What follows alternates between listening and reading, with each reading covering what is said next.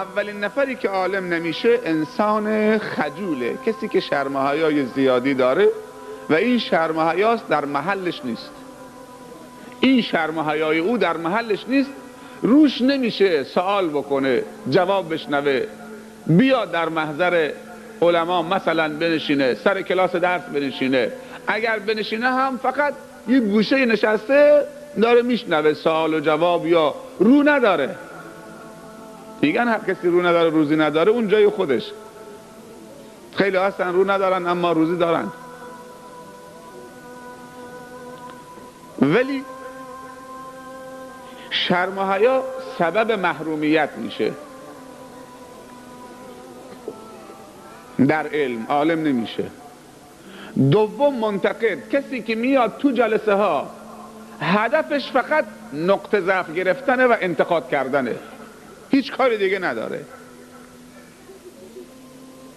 نه انتقاد سازنده. خوشش میاد که من رفتم فلانجا از فلانی انتقاد کردم، نقطه گرفتم، جواب من نتونست بده، مجابش کردم.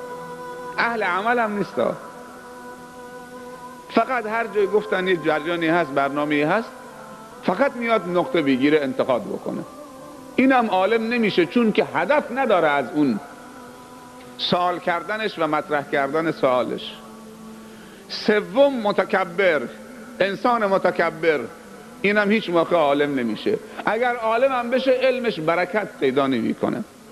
مهم عالم شدن نیست، مهم برکته. مهم تاجر شدن نیست، مال جمع کردن نیست، مهم برکت ماله. مهم جوان بودن نیست، مهم برکت جوانیه. مهم سالم بودن نیست. خیلی هستن سالمن برکت ندارن، معصیت خدا دارن میکنه. آدم هم هست که دو تا پا نداره، دست هم نداره، اما حافظ قرآنه. چشم بینا داره، یک سوره قرآن از بر نیست. گوش شنوا داره، یک سوره قرآن از بر نیست. جوان هست که کوره، چشم نداره، فقط از گوش استفاده میکنه، هم با گوشش میشنوه و هم با گوشش میبینه، اما حافظ قرآن. پس مهم سلامتی نیست، مهم برکت سلامتیه.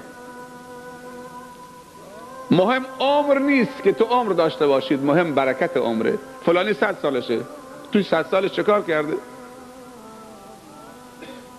فلانی 20 سالشه، تو 20 سالش خیلی کارها کرده. 15 سالشه، خیلی کارها کرده.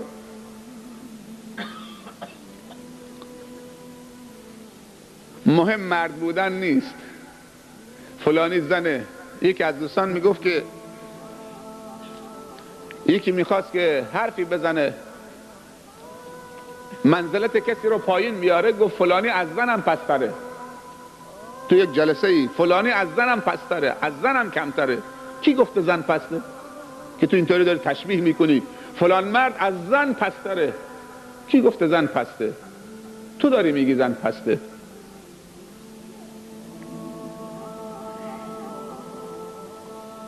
زنهایی بودن که به کمال رسیدن که هزارها مرد نفسشون نمیرسه، به ناخنشون نمیارزه. ام المؤمنین خدیجه، ام الاشراف بهش میگن، ام المؤمنین عایشه رضی الله عنهما،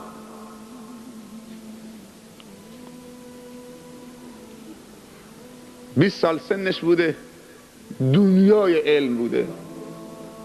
ام المؤمنین حفصه، فاطمه زهرا رضی الله عنها، اینها به کمال رسیدن. پس این نیست که اگر مرد بی برکتی دیدی اونو تشبیه بکنید بگید از زن پستره.